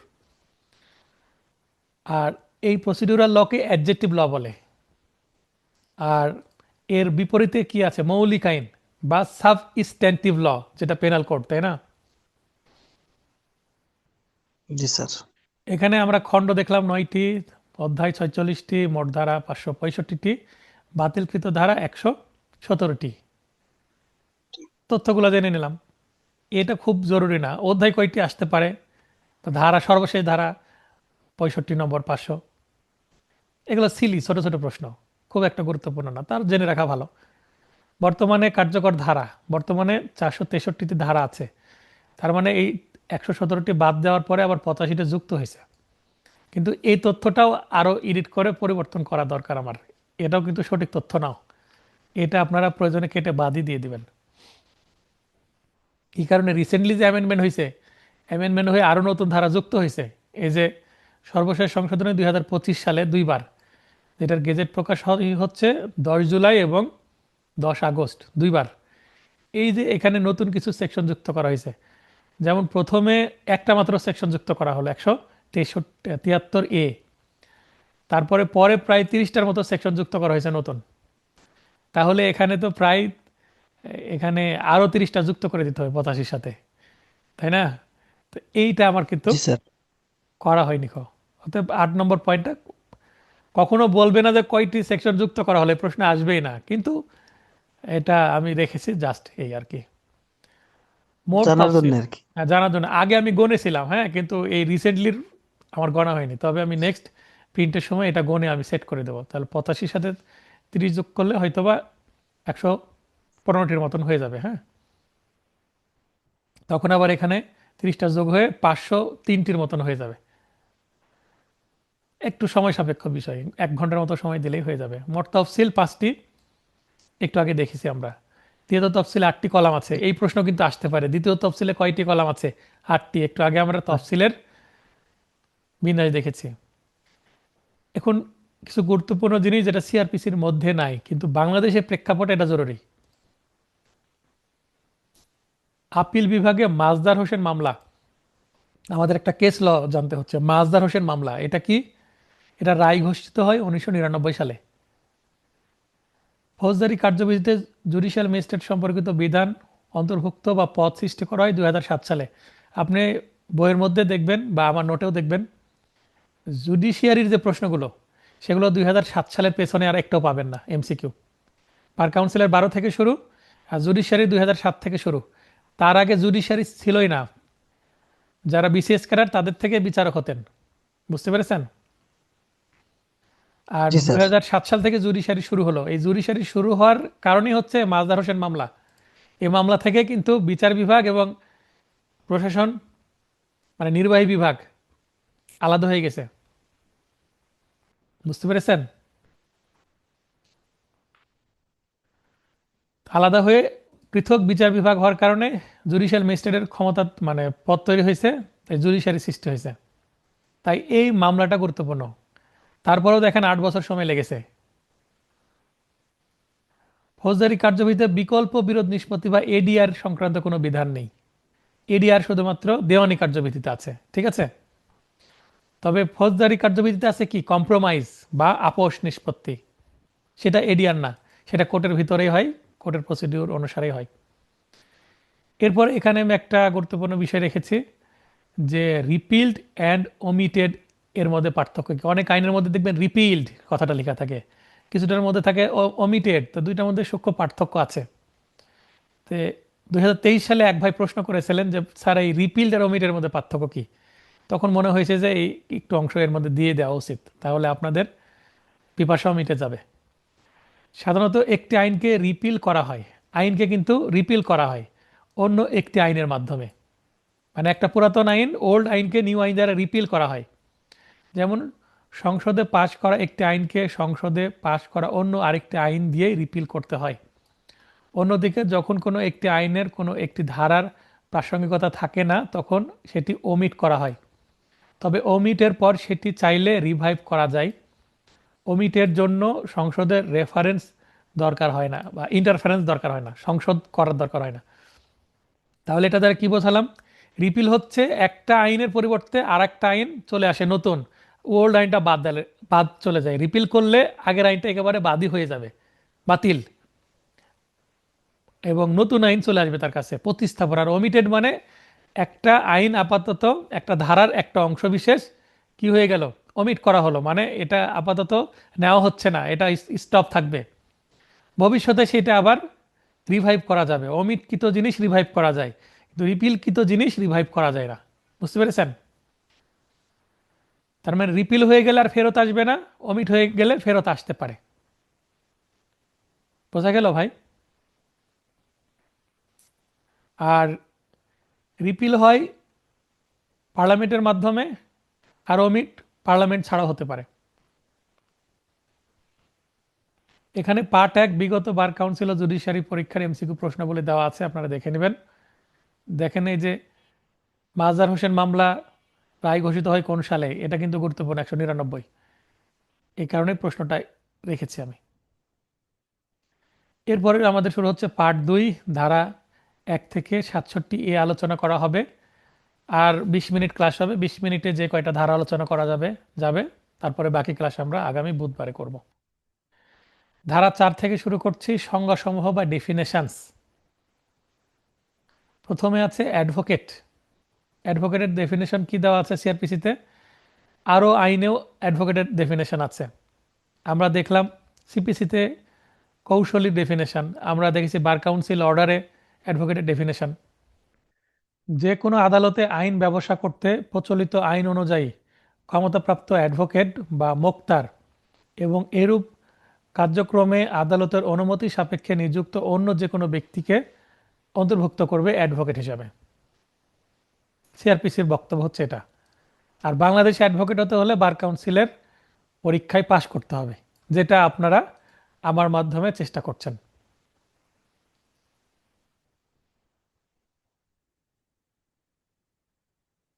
আনোয়ার ভাই বলেন। সালাম আলাইকুম স্যার। হ্যাঁ, ওয়ালাইকুম আসসালাম, বলেন। স্যার, মুক্তার বলতে কি মরিকে বোঝায় না উকিলকেই বোঝায়, অ্যাডভোকেটকেই বোঝায়? মোক্তার হচ্ছে স্বাধীনতার পরে 1972 সালে, তখন অ্যাডভোকেট স্বল্পতা ছিল এবং কিছু কিছু ব্যক্তি পাকিস্তান বার কাউন্সিলের আন্ডারে, মানে যখন পাকিস্তান ছিল ওই সময় কোর্টে কাজ করতেন, মুহুরি হিসাবে কাজ করতেন, সহকারী। হ্যাঁ, জি তাদের স্যার। বার কাউন্সিলের আন্ডারে লাইসেন্স ছিল না অ্যাডভোকেট হিসাবে। তো মুহুরিরা যদি টানা 7 বছর কাজ করে, তাদেরকে আদালতে মুভ করার কিন্তু সুযোগ দেওয়া হতো আগে। এটা 1972, 73 এই সালগুলোতে অনেক মোক্তার অ্যাডভোকেট হিসেবে মানে পেয়ে গেছেন, ক্ষমতা পেয়ে গেছেন। তো সেই ব্যক্তিদেরকে বোঝানো হচ্ছে। মুহুরিও ধরে নিতে পারেন জি মোক্তার স্যার। বলতে। ঠিক আছে, জি স্যার। মানে এটা অল্প জি। সেন্সে আমরা এটা ধরে নিতে পারি। ধন্যবাদ ভাই।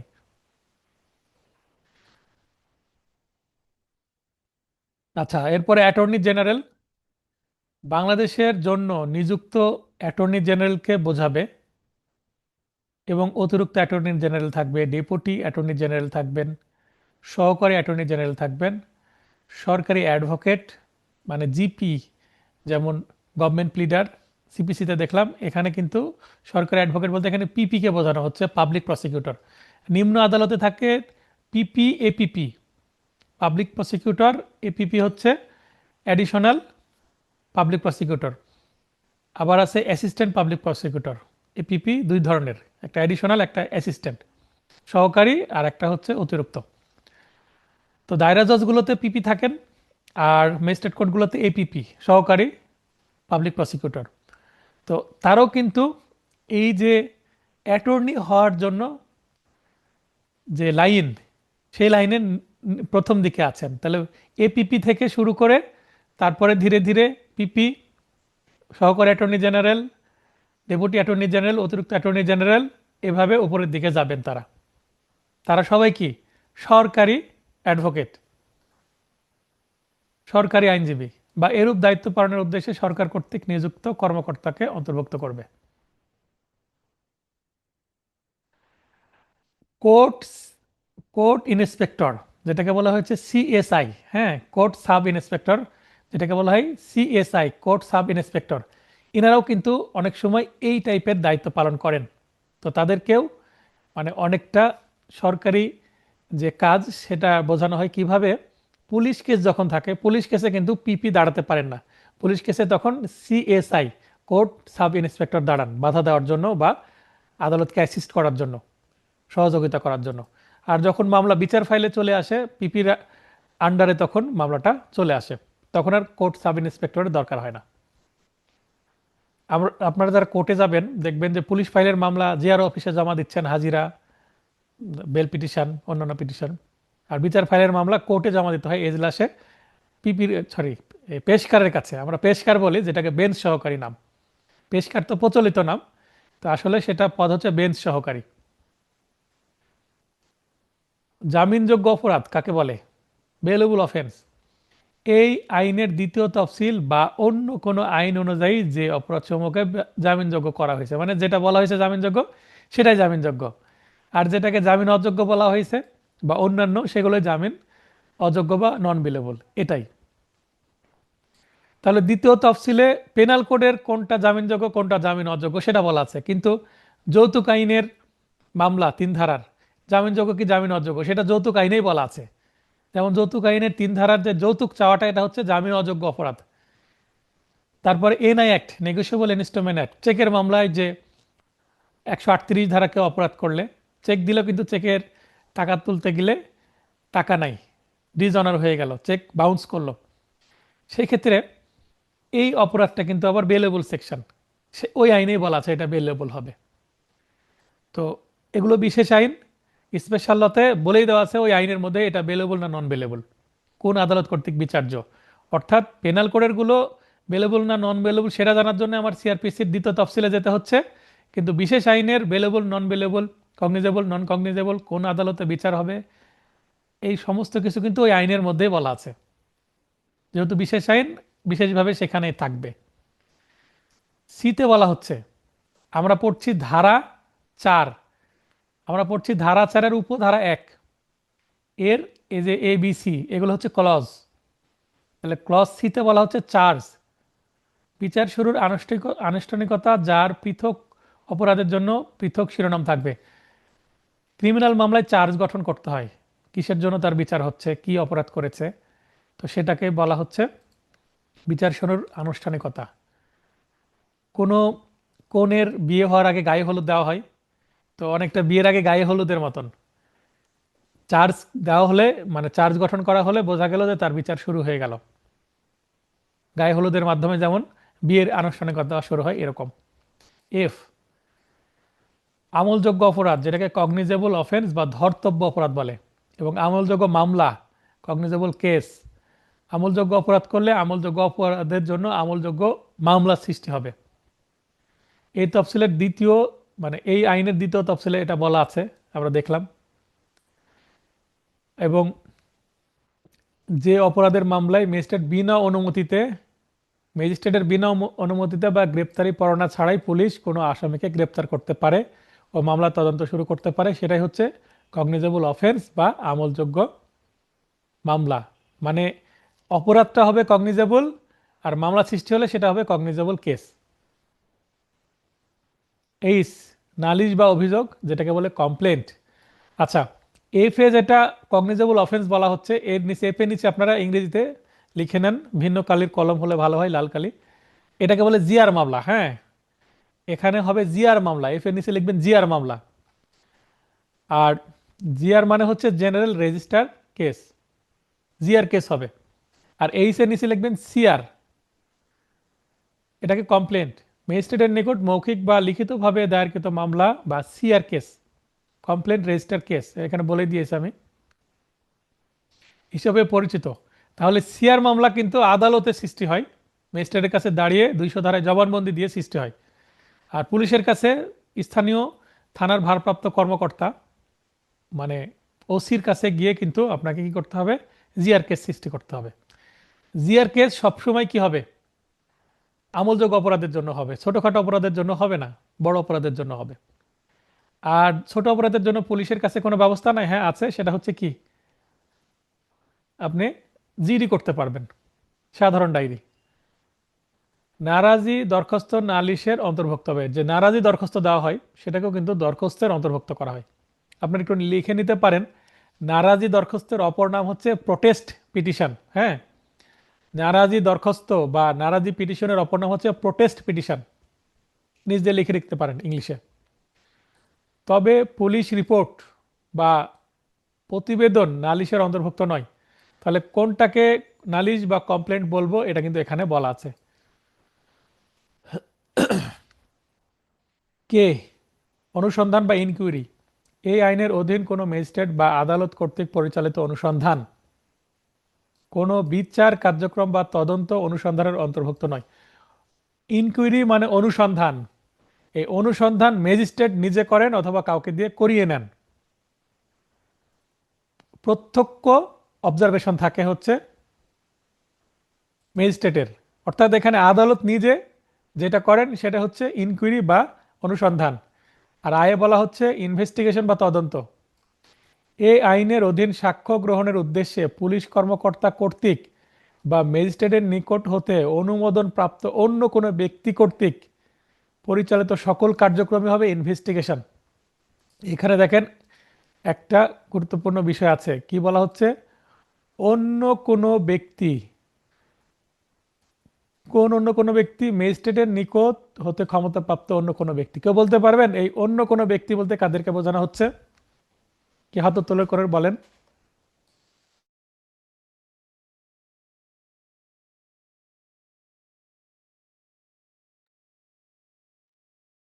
হ্যাঁ, আনোয়ার ভাই বলেন। স্যার অনেক সময় দেখছি মামলা ইনকোয়ারি করার জন্য এনকোয়ারি না, ইনভেস্টিগেশন। প্রাইমারি স্কুলের ইনভেস্টিগেশন। ইনভেস্টিগেশন করার জন্য হাই স্কুলের প্রধান শিক্ষককে দেওয়া হয়, নায়েবকে দেওয়া হয়, হ্যাঁ অনেক সময় ওই যে সমবায় অফিসারকে দেওয়া হয়, এগুলাকে কি বোঝায় স্যার? হ্যাঁ, অবশ্যই এগুলো মেম্বারকে দেওয়া হতে পারে, চেয়ারম্যানকে দেওয়া হতে পারে, জি স্যার। ইউনিয়ন পরিষদের, তাই না? মানে যে কোনো জি ব্যক্তি যা যে উপযুক্ত হবে। মনে জি করেন জি একটা স্যার। মসজিদের মধ্যে একটা ঘটনা ঘটছে, ইমাম সাহেবকে তদন্তের জন্য দিতে পারে, পারে না? জি স্যার। জি ম্যাজিস্ট্রেট যাকে উপযুক্ত মনে করবেন তাকেই তদন্তের ক্ষমতা দিতে পারবেন। আবার মনে করেন বার ভবনে একটা ঘটনা ঘটছে, জি স্যার। বার ভবনের সভাপতিকে দায়িত্ব দিতে পারে তদন্তের, পারে না? কোনো বার জি সমিতির। স্যার। তো যে উপযুক্ত যে কোনো ব্যক্তি, কিন্তু ক্ষমতা পেতে হবে, নিজে থেকে অর্থাৎ পারবে না। ম্যাজিস্ট্রেট। জি স্যার। এই হচ্ছে পার্থক্য। তাহলে এইখান থেকে কিন্তু প্রশ্ন আসতে পারে, তদন্ত কারা কারা করতে পারে? তখন হবে অনুমোদন প্রাপ্ত, হ্যাঁ, বা অনুমতি প্রাপ্ত অন্য কোনো ব্যক্তির মধ্যে কিন্তু অসংখ্য ব্যক্তির নাম আসতে পারে। এই বিষয়টা মাথায় রাখবেন। এই জায়গায় কিন্তু একটা ওপেন, অনেক বড় একটা জায়গা আছে। এন, এনে বলা হচ্ছে আমল অযোগ্য অপরাধ, নন কগনিজেবল অফেন্স, মানে ছোট ছোট অপরাধ, এবং আমল অযোগ্য মামলা। যেই অপরাধগুলো ছোট, সেই অপরাধের জন্য যে মামলা, সেটা হচ্ছে নন কগনিজেবল কেস, অধর্তব্য। যে অপরাধের মামলায় ম্যাজিস্ট্রেটের বিনা অনুমতিতে বা গ্রেপ্তারি পরোয়ানা ছাড়া পুলিশ কোনো আসামিকে গ্রেপ্তার করতে পারে না ও মামলা তদন্ত শুরু করতে পারে না। জিডি করা হলে, জিডি করার পরে সেটা ম্যাজিস্ট্রেটের কাছে যায় এবং ডাকা হয় জিডিকারীকে, বলে যে আপনার যে সমস্যা সেটা কি এখন আছে, আপনি কি তদন্ত চান না নিষ্পত্তি চান? হ্যাঁ স্যার, এখনো আমার সমস্যা আছে, আমি তদন্ত চাই। তখন ম্যাজিস্ট্রেট তদন্তের জন্য দায়িত্ব দিয়ে দেয়। এই যে ম্যাজিস্ট্রেট দায়িত্ব দিয়ে দিল, এবার পুলিশ কাজে নামতে পারবে, কিন্তু গ্রেপ্তার করতে পারবে না। তদন্ত করার পর যদি দেখে যে হ্যাঁ, আসলে অপরাধের ঘটনা সত্যি, প্রাথমিকভাবে প্রাইমা ফেসি আছে, বোঝা যাচ্ছে, তখন ম্যাজিস্ট্রেট, ওই যিনি তদন্ত করছেন উনি ম্যাজিস্ট্রেটের কাছে আবার কি করবেন, রিপোর্ট দিবেন, পুলিশ রিপোর্ট। তো এই রিপোর্ট দেওয়ার পরে যদি অপরাধ সত্য মনে হয় তার কাছে, তখন এটা আমলে নিয়ে তখন ওই আসামিদেরকে কি দিবে, সমন দিবে ম্যাজিস্ট্রেট, বা নোটিশ প্রদান করবেন। হ্যাঁ, একজন হাত উত্তোলন করেছেন, লাইন আসার সুযোগ দিয়েছি, টেকনো স্পার্ক 6 নাম দিয়েছেন। আপনি এডিট করে নিজের নাম সেট করতে পারবেন এখানে। হ্যাঁ, কথা বলেন, লাইন অন হয়েছে। আসসালামু আলাইকুম স্যার। ওয়ালাইকুম আসসালাম, বলেন। স্যার, ইয়ে যে এই ঈদে আমার বাসাটা চুরি হয়েছে। এখন আমি 999 যখন কল দিছি তখন বলতেছে যে আপনি জিডি করেন, জিডি করে তারপর থানায় আসেন, থানায় এসে তদন্ত নিয়ে যান, হুম, আমাকে বলতেছে। আচ্ছা। এখন আমি এবার সন্ধ্যার সময় আর থানায় যাই নাই, তারপর ওরা রিপোর্টও করে নাই। আপনি থানায় গিয়ে জিডি তো আপনার লিখিত হতে হবে। হ্যাঁ, অনলাইনেও জিডি করা যায়, কিন্তু আপনি বাসায় বসে অ্যাপের মাধ্যমে জিডি করতে পারবেন, এটাও সিস্টেম এখন আছে। 999 তো কল দিলে সাথে সাথে নাকি ইনফর্ম করলে চলে আসে, এখন আসে ওরা তো, বলতেছে যে আবার ওখানে এখন গিয়ে আসেনি, আসেনি সেটা ওই পুলিশের বিষয়, এটা তো আইনের বিষয় না। আইন, আইনে বলছে আছে, এটা আইন তো মানলো আপনি না। যদি আমাকে বলতেছে যে আপনি নারী সংক্রান্ত যদি কোনো সমস্যা হয় তাহলে সাথে সাথে আমরা যাব। এখন এটা চুরির বিষয়, তো এটা তো আপনি তৎক্ষণাৎ জানতে পারছেন, আগে হুম। তো জানতে পারেন না। এখন এই জন্য আপনাকে ডায়েরি করতে হবে, জিডি করতে হবে, জিডি করে তারপর আমরা লোক পাঠাবো, ওইটা বলতেছে। আপনার যদি কাউকে সন্দেহ হয়, হুম। আমার হচ্ছে সন্দেহ তো, আমি কনফার্ম বলতে পারতেছি না, আশেপাশে তো আছে। আপনারাই তো তদন্ত করে বের করবেন। আচ্ছা, আপনার যদি খুবই গুরুত্বপূর্ণ জিনিস হারিয়ে যায়, আপনার অবশ্যই স্থানীয় থানায় সশরীরে যাওয়া উচিত। ট্রিপল নাইনে ট্রিপল নাইনে ফোন দিয়ে, মনে করেন যদি খুব ইমার্জেন্সি হয়, চুরি তো হয়ে গেছে, মারামারি কাটাকাটি তার হচ্ছে না, যে জি। পুলিশ ইনস্ট্যান্ট এসে আপনাকে সুরক্ষা না দিবে। না, চুরি হয়েছে। আপনার চুরি হয়ে গেছে, এখন আপনাকে তারা চাচ্ছে, চুরি মনে করেন যেহেতু আমার হয়ে গেছে। গয়নাগাটি যেগুলো নিয়েছে ওগুলো আমার কথা শোনেন, আমার কথা শোনেন। চুরি তো হয়ে গেছে না, হচ্ছে। মনে করেন চুরি হওয়া অবস্থায়, হওয়া অবস্থায় হয়ে চোর গেছে। চোরকে ধরে আপনি যদি পুলিশকে ফোন দেন ট্রিপল নাইনে, যে স্যার আমার বাসায় চোর আসছে, আমি চোরকে ধরে ফেলেছি, তাড়াতাড়ি চলে আসেন, তাহলে পুলিশ এসে চোরকে ধরবে। যদি চোর চলে যায় তাহলে তো পুলিশ আসবে না, আপনাকে বলবে ঠিক আছে, যে ঘটনা ঘটছে আপনি থানায় এসে ঠান্ডা মাথায় বর্ণনা করে যান। আমার কথা বুঝতে পেরেছেন? ট্রিপল নাইনে কখন ফোন জি। দিতে হয়? ঘটনা ঘটা অবস্থায়। ঘটনা ঘটে যাওয়ার পরে ট্রিপল নাইনে ফোন দিলে পুলিশ আসবে না, কারণ পুলিশের তার কাজ নাই। এখন আপনার যদি দায়ী থাকে যে আমার এই জিনিসগুলো উদ্ধার করতে হবে, আপনাকেই থানায় যেতে হবে। তার পুলিশ তো সঠিক কাজই করেছেন। আমি কি বোঝাতে পারলাম? জি স্যার। আচ্ছা, তাহলে আপনি কালকে চলে যাবেন। হ্যাঁ, আরেকজন, জাহিদ ভাই। আসসালামু আলাইকুম স্যার। ওয়ালাইকুম স্যার আসসালাম, ভালো ওই আছেন? যে জি স্যার, আছি আলহামদুলিল্লাহ। স্যার একটা অন্য বিষয়ে প্রশ্ন করি, আমাদের পরীক্ষার কি কোনো ডেট টেট দিছে? আমি ক্লাসের শুরুতে বললাম যে জুন মাসের আগে পরীক্ষা হওয়ার সম্ভাবনা নাই। ডেট তো ও দূরের কথা। আচ্ছা, একটু লেটে জয়েন করছিলাম তো এই জন্য শুনতে পাইনি। ওকে, থ্যাংক ইউ স্যার। আচ্ছা, মানে আমি যতটুকু ধারণা করছি, কমন সেন্সের বিষয়, কারণ প্রায় 9,500 অ্যাডভোকেট নিল, এত তাড়াতাড়ি পরীক্ষা দিবে? বুঝতে পারেননি? আর এই বছর জি, জুন মাসের দিকে যদি পরীক্ষা হয় তাও আলহামদুলিল্লাহ, আচ্ছা। তাই না? জুন জি মাসে স্যার। পরীক্ষা হলে তাহলে এই বছরের শেষে ডিসেম্বরে বা জানুয়ারিতেও যদি আপনাদের ব্যাচ বের হয় তাও অনেক ভালো। অন্তত প্রতি বছর একটা বের হয়। এর আগে তো 24 সালে আমরা ব্যাচ পাইনি, তাই না? না না। 25 জি। সালে ব্যাচ পাইনি, 26 সালে ব্যাচ বের হলো। আর রিভিউ এর যে ঝামেলা, রিভিউ ঝামেলা না থাকাই ভালো। রিভিউ ঝামেলা যদি না থাকতো, আপনাদের পরীক্ষা নভেম্বরের 29 তারিখ হয়ে যেত, হতো না? হুম হুম। ঠিক আছে ভাই, এই ধরনের বিষয়গুলো আমাকে মেসেজ করবেন হোয়াটসঅ্যাপে, লাইভ ক্লাসে জিজ্ঞাসা করে লাইভ ক্লাসের সময় না নষ্ট করাই ভালো। আচ্ছা, অপরাধ, ওতে আছে অফেন্স বা অপরাধ, যে কোনো কার্য বা কার্যবিরতি যা প্রচলিত আইনে শাস্তিযোগ্য। পেনাল কোডেও কিন্তু এই কথা বলা আছে, অ্যাক্ট অর ওমিশন। কোনো কিছু করলাম, করলেও অপরাধ, না করলেও অপরাধ। করলে তো অপরাধ হবেই, যেটা করা নিষেধ আছে আইনে, শাস্তিযোগ্য যেটা। শাস্তিযোগ্য পানিশেবল হতে হবে, শুধু নিষেধ থাকলে হবে না, পানিশেবল হতে হবে। নিষেধ, ধর্মেও তো নিষেধ করতে পারে কোনো কিছু, কিন্তু বাংলাদেশের প্রচলিত আইনে যদি নিষেধ করা না থাকে এবং শাস্তিযোগ্য যদি না হয়, তাহলে কিন্তু সেটা অপরাধ হবে না। তার মানে এমন একটা কাজ বা এমন একটা কাজ থেকে বিরত থাকার কথা বলা হচ্ছে, সেটা শাস্তিযোগ্য হতে হবে। শাস্তিযোগ্য হলে সেটা অপরাধ হবে, না হলে না। কিউএ বলা হচ্ছে স্থান বা প্লেস। এটা আমি ইংলিশে দিয়েছি, এটাকে বলা হচ্ছে includes also a house, building, tent and vessel. Vessel বলতে কি বোঝায়? ভেসেল বলতে বড় শিপ বা জাহাজ, মানে জলযান, পানিতে যে ভেসে থাকে ভেসেল, শিপ, সেগুলো। এস মানে পুলিশ স্টেশন, দেখেন স্টেশনের সাথে এস এর মিল আছে, এইভাবে এস স্টেশন।